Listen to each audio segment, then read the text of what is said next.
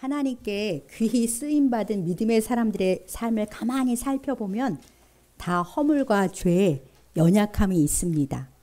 성경은 하나님께 쓰임받는 존귀한 사람들의 삶이라고 해서 가려주지 않아요. 자기 살려고 아내를 누이라고 속인 아브라함도 있고요. 지극히 이기적인 야곱, 혈기로 애굽 사람을 죽인 모세, 간음죄와 살인 교사죄를 지은 다윗, 교회 박해에 앞장섰던 바울 등 성경은 이들의 삶의 어두운 그림자를 그대로 드러내십니다. 이런 진실성이 성경이 하나님의 말씀임을 더 신뢰하게 하지요. 우리가 믿는 여호와 하나님은 인간의 역사 속에서 일하시면서 자신을 나타내시는 하나님이세요. 한 시대와 한 나라와 민족의 역사 속에서 그리고 부르신 각 사람의 인생 속에서 함께 하시면서 역사하심으로 하나님의 살아계심과 능력과 사랑과 공의를 나타내시는 그런 하나님이십니다. 오늘 말씀의 주인공인 기드온도 그런 사람 중에 한 명이에요. 기드온은 믿음의 영웅의 장인 히브리서 11장에 이름을 올린 믿음의 사람이지만 그는 아주 평범하고 지극히 소심한 사람입니다. 기드온은 사사기에 나오는 12사사 중에서 가장 극적인 승리로 민족을 구원한 사사입니다. 기드온과 300용사 이야기는 주일학교 어린이들도 잘 아는 흥미진진한 얘기잖아요. 그의 이야기는 사사기에서 무려 4장이나 차지해요. 아주 긴데요. 그 중에서 오늘은 그가 처음 하나님께 부름받을 당시의 이야기에 초점을 맞추어서 말씀을 상고하겠습니다. 이 시간에는 주님이 함께 하신 큰 용사라는 제목으로 하나님의 말씀을 듣겠습니다. 먼저 오늘 본문은 11절부터인데요. 6장 1절로 10절까지 기드온이 살던 때에 이스라엘의 상황에 대해서 살펴보아야겠습니다. 이스라엘 백성들이 하나님 앞에서 악을 또 행했어요. 40년간 평안했었거든요. 그래서 하나님이 7년 동안을 미디안 사람의 손에, 그러니까 이방인의 손에 이스라엘을 넘기신 거예요.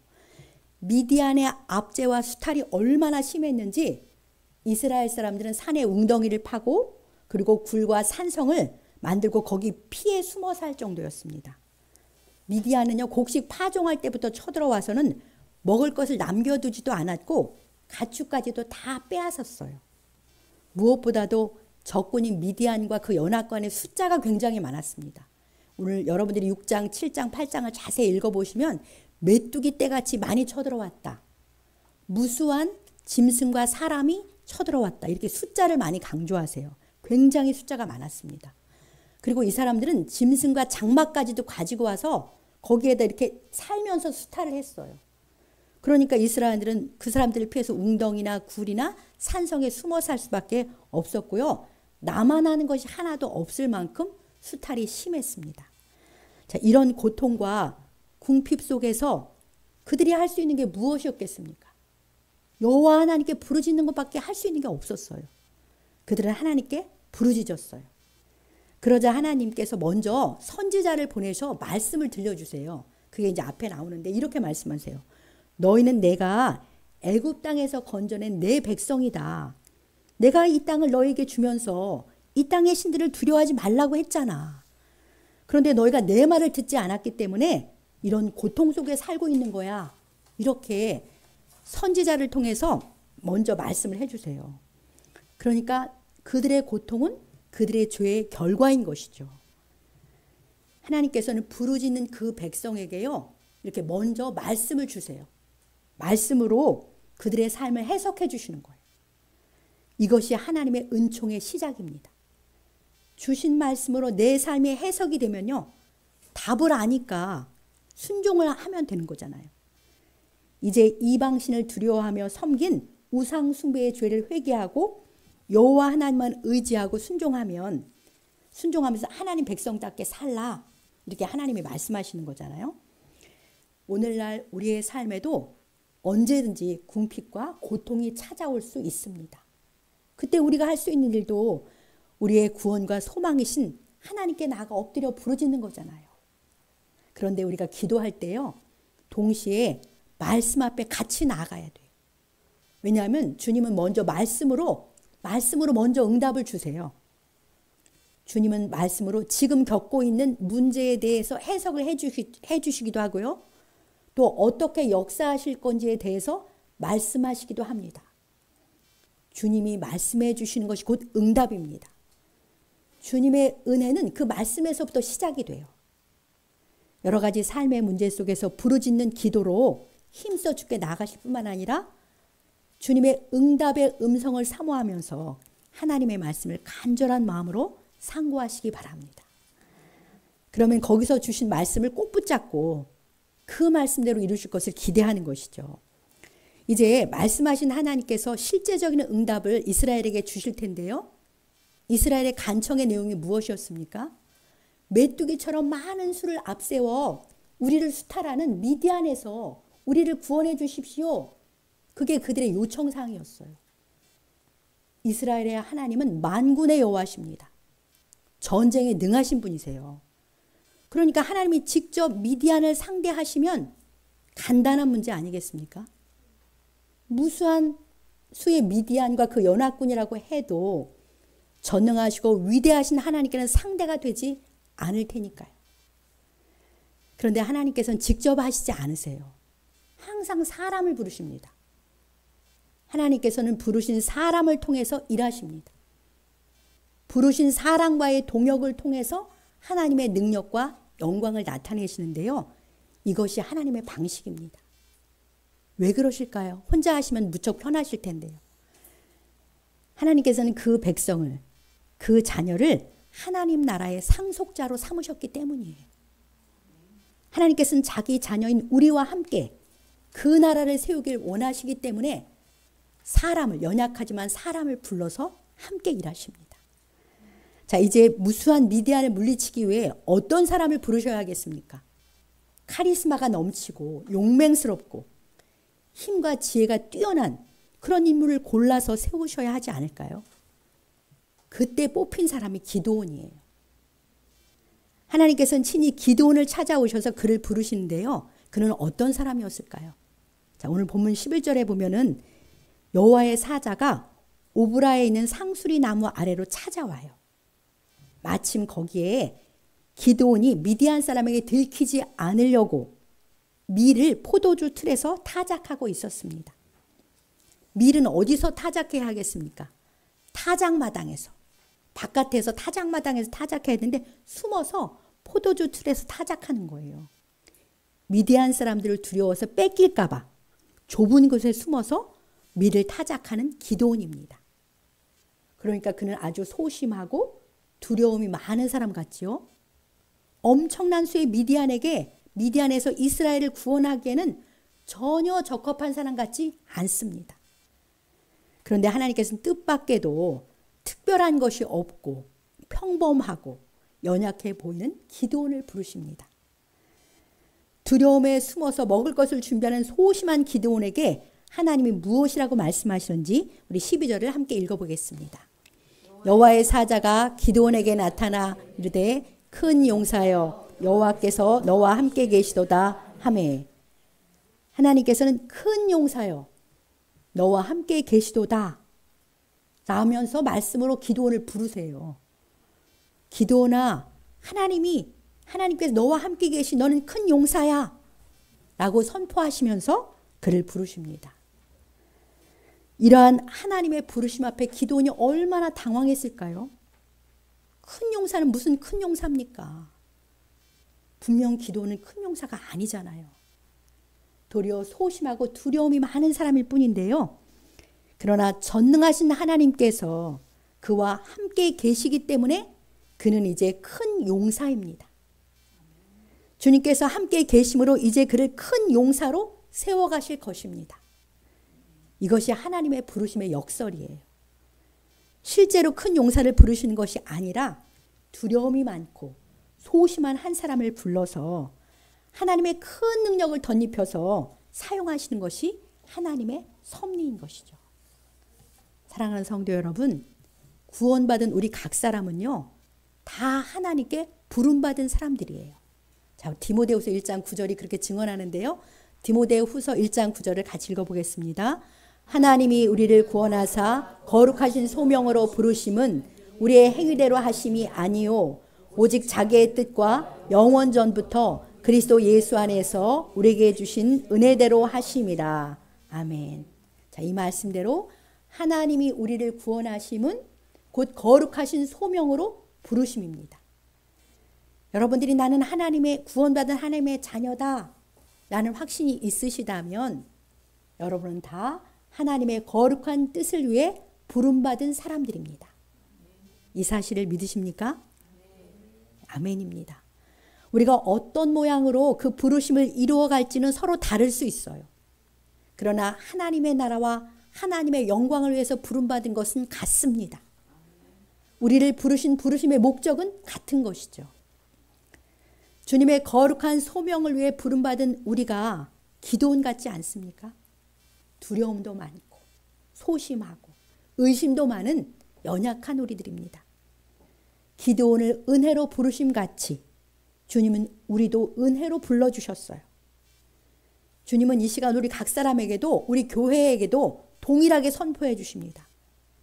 하나님이 너와 함께 계시도다. 그러니 너는 큰 용사다. 이렇게 말씀하시고요. 하나님께서 참된 교회와 함께 계시니 너희는 큰 용사다. 주님이 이렇게 선포하시는 줄 믿습니다.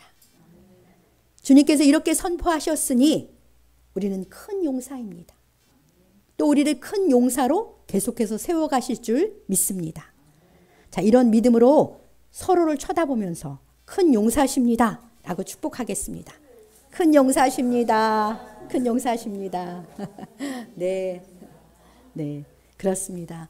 능력과 지혜와 힘, 이 모든 것 대신은 주님이 나와 함께 계시기 때문에 내가 큰 용사입니다. 저에게 하는 말입니다. 이 놀라운 말씀을 믿고 담대하게 부르심의 뜻을 따라 살아가시기를 우리 주님의 이름으로 축복합니다. 고린도전서 1장 25, 29절을 함께 읽어보겠습니다. 형제들아, 고린도전서 1장 제가 잘못 보낸 것 같습니다. 죄송합니다. 제가 다시 읽어드릴게요. 제 읽는 걸 잘 들어보세요. 형제들아, 너희를 부르심을 보라. 육체를 따라 지혜로운 자가 많지 아니하며 능한 자가 많지 아니하며 문벌 좋은 자가 많지 아니하도다. 이는 아무 육체도 하나님 앞에서 자랑하지 못하게 하려 하심이라. 27절 29절인데요. 제가 잘못 보내드렸어요. 그러니까 하나님의 부르심의 섭리를 이 말씀을 통해서 다시 한번 살펴보자는 거예요. 지혜롭기보다는 미련하고 능하기보다는 약하고 문벌 좋기보다는 천하고 멸시받은 자들을 하나님이 부르시는 거예요. 모든 지혜와 능력과 존귀는 다 하나님께로부터 나온 것임을 분명히 하셔서 아무도 자랑하지 못하게 하시려는 하나님의 뜻인 것이죠. 모든 영광은 하나님께서 홀로 받으셔야 마땅합니다. 모든 승리 그리고 선한 것, 능력과 권세는 존귀는 다 우리 하나님께만 속한 거예요. 그분에게서만 나옵니다. 그러니 우리는 모든 영광을 오직 하나님께만 돌려야 합당한 줄 믿습니다. 자격 없는 우리를 부르심에 감사하고 감격하면서 모든 영광을 주님께만 돌리며 살아가시길 바랍니다. 이제 13절에서 본문 13절입니다. 큰 용사로 하나님께 부름받은 기도원의 대답을 한번 들어볼까요? 같이 읽어보겠습니다. 오 나의 주여, 여호와께서 우리와 함께 계시면 어찌하여 이 모든 일이 우리에게 일어났나이까? 또 우리 조상들이 일찍이 우리에게 이르기를 여호와께서 우리를 애굽에서 올라오게 하신 것이 아니냐 한 그 모든 이적이 어디 있나이까? 이제 여호와께서 우리를 버리사 미디안의 손에 우리를 넘겨주셨나이다 하니. 네, 기도는 자신을 큰 용사로 부르시는 주님의 음성에 반응하기보다는요, 평소 하나님을 향해 품고 있었던 의문과 의혹을 다 쏟아냅니다. 그러니까 회의적인 그런 말인 거죠. 오 나의 주여. 그는 탄식 섞인 마음으로 주님을 부르는데요. 하나님이 우리와 함께 계시다면 어찌하여 7년 동안이나 우리가 미디안의 압제와 수탈을 당하면서 살 수가 있습니까? 주님이 함께 계시다면 우리의 이 현실은 대체 어떻게 된 거냐면서 하나님께 그는 울분을 토해냅니다. 또 과거 우리 조상들이 출애굽할 때 행해 주셨던 그 기적은 이제 어디 있습니까? 그 기적으로 우리를 충분히 미디안의 손에서 건져줄 수 있는데 왜 지금은 건져주시지 않고 우리를 버리셨습니까? 우리를 미디안의 손에 넘기시다니요 하면서 마음에 쌓인 하나님을 향한 의욕이 막 터져 나오는 거예요. 그런 생각을 평소 품고 있었던 거잖아요. 기도는. 자, 기도원과 같은 의욕과 의문을 우리도 종종 품지 않습니까? 주님, 우리가 이렇게 기도하는데 자녀인 우리의 기도를 왜 속히 응답해 주시지 않고 이 상태로 버려두십니까? 지난날 베풀어 주신 주님의 은총, 이제는 그친 건가요? 주님께서 어렵고 힘든 저의 현실을 외면하고 계신 것 같습니다. 주님은 정말 저희와 함께 계신 건 맞습니까? 이런 탄식과 의혹이 우리 마음속에 일어날 때도 있잖아요. 큰 용사로 부름받았지만 우리와 동일한 신앙적 갈등 가운데 있는 기도원을 보니까 참 위로가 됩니다. 그는 정말 큰 용사와는 거리가 멀어 보이지요. 그런데 기도원의 의문을 가만히 들여다보면요. 그는 범사에 하나님을 인정하는 여호와 신앙을 아직은 간직하고 있어요. 사사시대는 여호와 신앙을 정말 많이 버렸거든요. 그는 하나님의 섭리와 주권을 이해할 수는 없지만 하나님의 통치를 생각하며 살았던 거예요. 게다가 그는 자기 어려움에만 관심 갖고 살기보다 우리라는 하나님의 백성 전체의 어려움을 떠안고 고민하는 사람이었습니다. 아마 이 지점에 기도원의 마음이 하나님께 발견되지 않았을까 그렇게 생각해 보게 됩니다. 주님 안에서 고민하고 갈등하는 우리의 연약한 신앙도 주님은 다 받아주시는 줄 믿습니다. 만유와 만민을 통치하시고 작은 내 삶도 다스리시는 주권자가 바로 나의 하나님이심을 믿기에 우리가 하나님께 항변하기도 하는 것이잖아요. 들려주신 말씀과 실제 내 삶에 일어난 현상이 맞지 않은 것 같아서 갈등하기도 합니다. 주님께서는 신앙 안에서 갖는 우리의 의혹과 의심, 때로는 울분까지도 받아주시면서 믿음이 연약한 우리를 붙들어 주시고요. 세워주시는 분인 줄 믿습니다. 주님을 향해 가지신 어떤 의혹과 의심이라도 다 들고 주께 나가셔서 주님께 마음을 토해내시면서 우리 주님과 인격적인 참된 사귐을 누리며 살아가시기를 바랍니다. 이제 우리 14절을 함께 읽어보겠습니다. 14절입니다. 여호와께서 그를 향하여 이르시되 너는 가서 이 너의 힘으로 이스라엘을 미디안의 손에서 구원하라. 내가 너를 보낸 것이 아니냐 하시니라.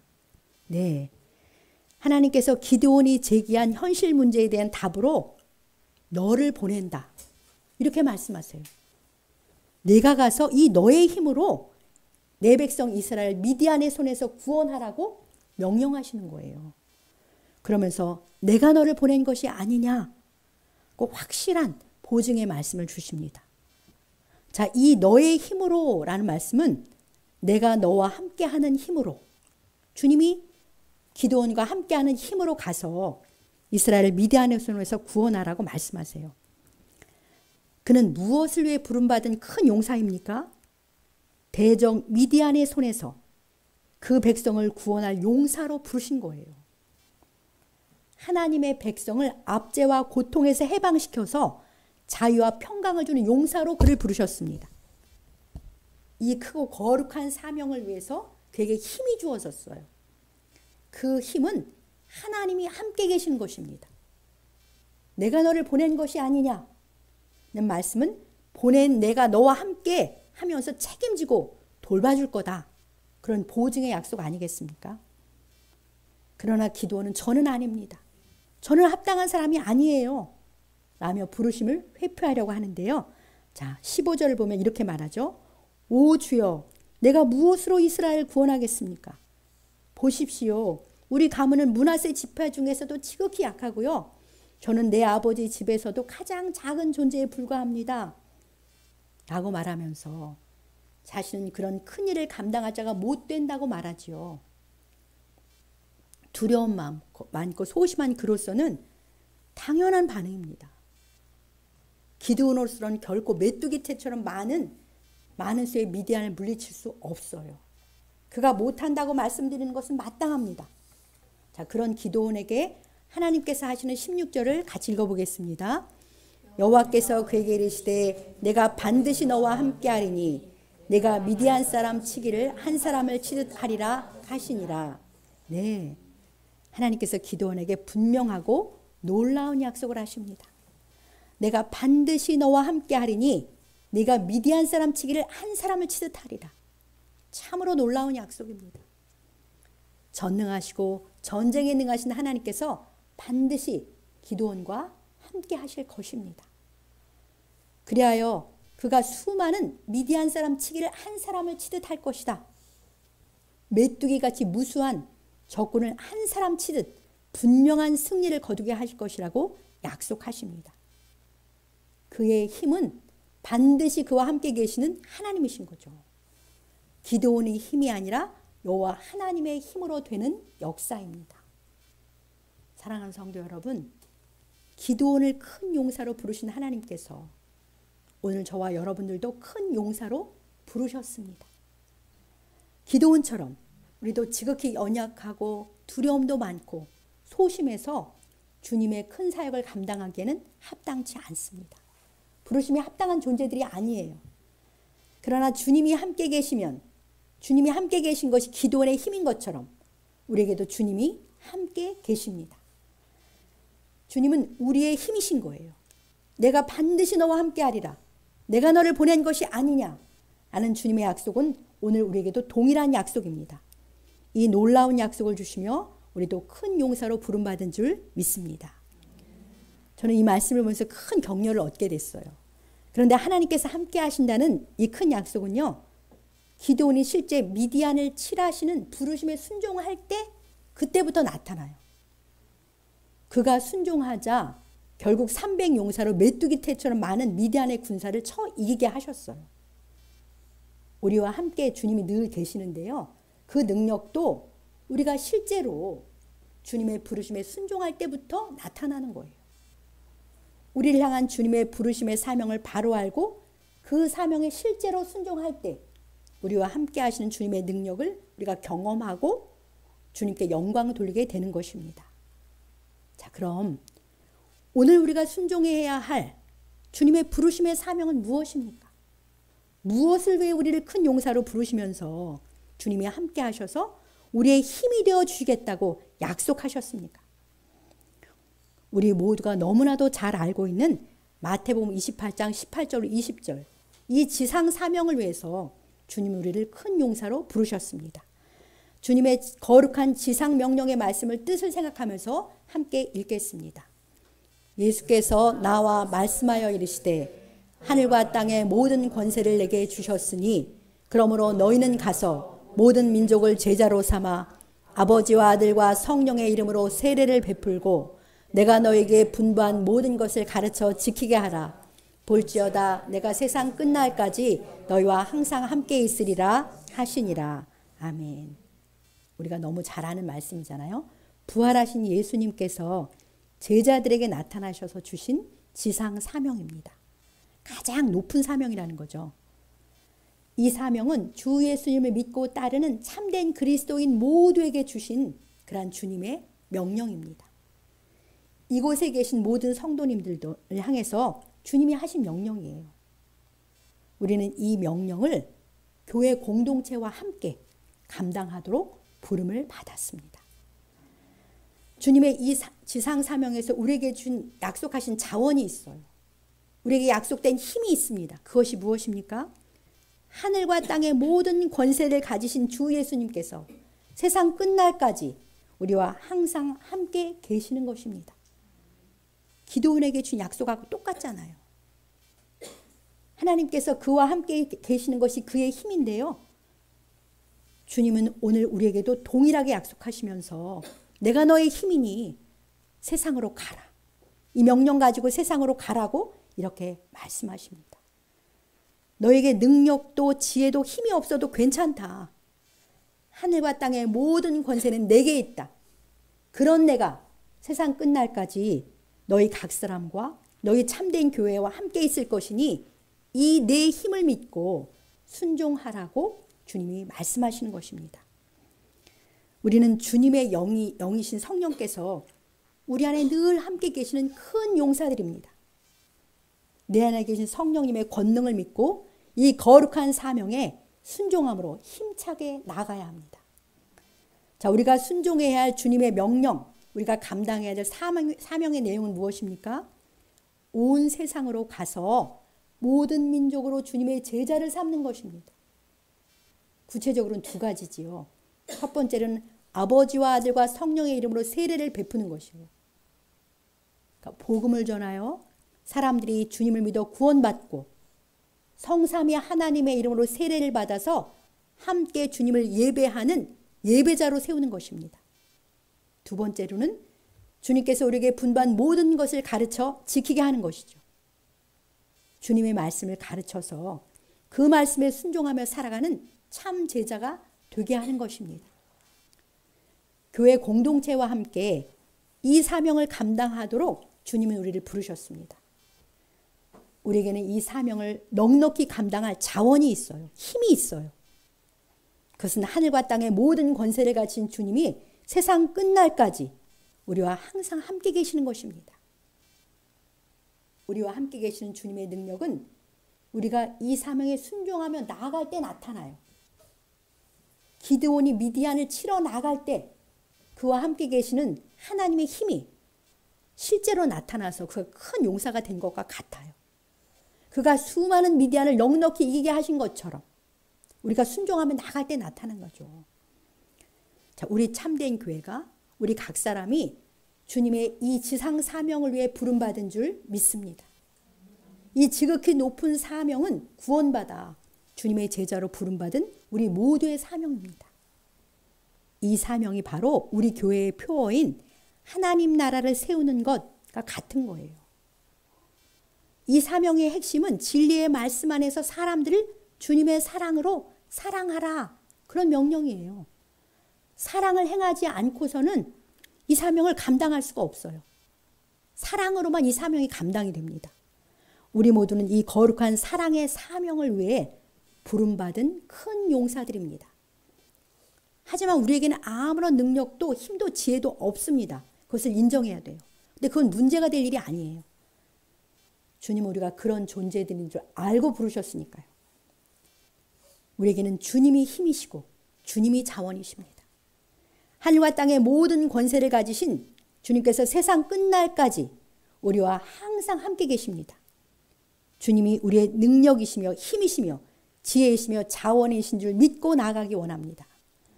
자, 2024년 새해에는 우리 교회가 주님의 이 지상 사명에 초점을 맞추어서 각자가 삶의 현장에서 또 교회가 위치한 이 지역사회에서 순종하며 살아가기를 소망합니다. 그때 우리 교회와 함께 하시는 주님의 영광이 나타날 것을 믿습니다.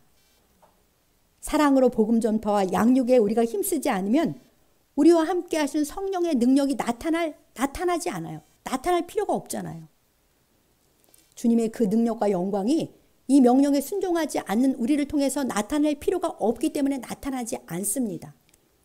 우리가 이 부르심의 사명에 들여지지 않는다면 가지고 있는 능력을 전혀 쓰지 못하고 살게 되는 거예요. 우리에게 임하신 성령의 권능은 주님의 지상 사명을 따라 힘써 진리로 사랑하며 살아가는 참 제자들에게 나타나는 줄 믿습니다.